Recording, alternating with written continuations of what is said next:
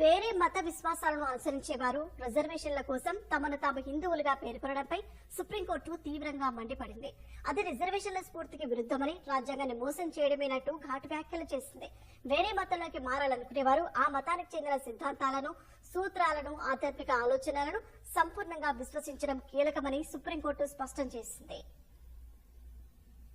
వేరే మత విశ్వాసాలను అనుసరిస్తూ కేవలం రిజర్వేషన్ల ప్రయోజనాలను పొందడానికే తమను తాము హిందువులుగా పేర్కొనడాన్ని సుప్రీంకోర్టు తప్పుపట్టింది. ఇది రాజ్యాంగాన్ని మోసం చేయడమేనని పేర్కొంది. క్రైస్తవ మతంలోకి మారిన ఓ మహిళకు షెడ్యూల్ కుల ధృవీకరణ పత్రాన్ని నిరాకరిస్తూ మద్రాస్ హైకోర్టు తీసుకున్న నిర్ణయాన్ని సుప్రీంకోర్టు సమర్థించింది.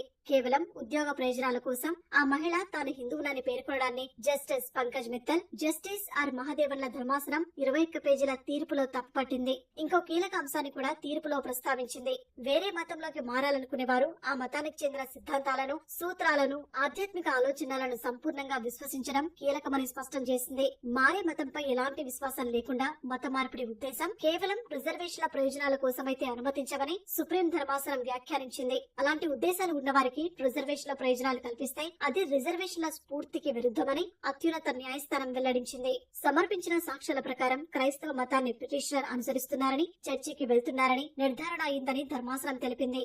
క్రైస్తవ మతాన్ని అనుసరిస్తున్నారని, ఆలయాలకు వెళ్తున్నట్లు పిటిషనర్ ప్రస్తావించారు. కానీ తిరిగి హిందూ మతంలోకి చేరినట్లు ఎక్కడా ఆధారాలు సమర్పించలేదని సుప్రీంకోర్టు తెలిపింది. స్థానిక యంత్రాంగం సమర్పించిన రికార్డుల ప్రకారం పిటిషనర్ క్రిస్టియన్ అని నిర్ధారణ అవుతుందని పేర్కొంది. అయినా ఆమె తాను హిందువునని, ఉద్యోగం కోసం ఎస్సీ సామాజిక ధ్రువపత్రం కోరుతున్నారని మండిపడింది. ఈ ద్వంద్వ వైఖరిని ఆమోదించలేమని స్పష్టం చేసింది. ఉద్యోగం కోసమే తాను హిందువునని చెబుతూ రిజర్వేషన్లు కోరుతున్న క్రిస్టియన్ పిటిషనర్ కు షెడ్యూల్ కుల ధృవీకరణ పత్రం ఇవ్వడం రిజర్వేషన్ల లక్ష్యాలను, సామాజిక విలువలకు విరుద్ధమని వ్యాఖ్యానించింది. ఈ కేసులో పిటిషనర్ సెల్వరాణి హిందూ తండ్రికి, క్రిస్టియన్ తల్లికి జన్మించారు. 3 నెలల వయసులో బాప్టిజం పొందారు. 2015లో ప్రభుత్వ ఉద్యోగం కోసం తాను హిందువునని, తన తండ్రి ఎస్సీ వర్గానికి చెందిన వ్యక్తి అని పేర్కొంటూ ఎస్సీ ధ్రువపత్రం కోసం దరఖాస్తు చేశారు. దీనిపై విచారణ జరిపిన స్థానిక యంత్రాంగం ఆమె దరఖాస్తును తిరస్కరించింది. దీన్ని ఆమె మద్రాస్ హైకోర్టులో సవాల్ చేశారు. తీర్పు ప్రతికూలంగా రావడంతో సుప్రీంకోర్టును ఆశ్రయించారు.